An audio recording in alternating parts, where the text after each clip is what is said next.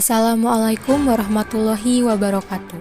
Wilujeng enjing Kota Tasikmalaya, sampurasun tepangkeun abdi Najwa Nuraliyah ti kelas 11 MIPA 4. Ayeuna abdi bade ngadugikeun warta tentang banjir di Balai Endah. Sababaraha minggu katukang, daerah Balai Endah, Kabupaten Bandung, kakenaan ku rupi-rupi musibah.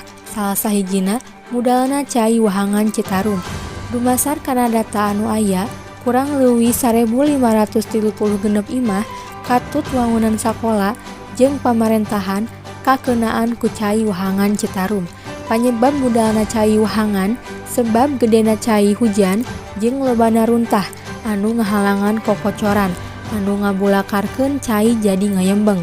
Pamarentah daerah geus ngadata korban jiwa ka sababaraha tempat sebab dumasar kana hasil laporan ti warga masyarakat teu saeutik ayana korban jiwa anu kabawa banjir. Masyarakat Kota Bandung ngarasa prihatin ku ayana musibah eta. Masyarakat oge ngayakeun tarekah ngumpulkeun warga keur sumbangkeuneun ka warga anu keunaan musibah eta. Sakitu wae warta anu tiasa seumpeuring dugikeun. Wassalamualaikum warahmatullahi wabarakatuh.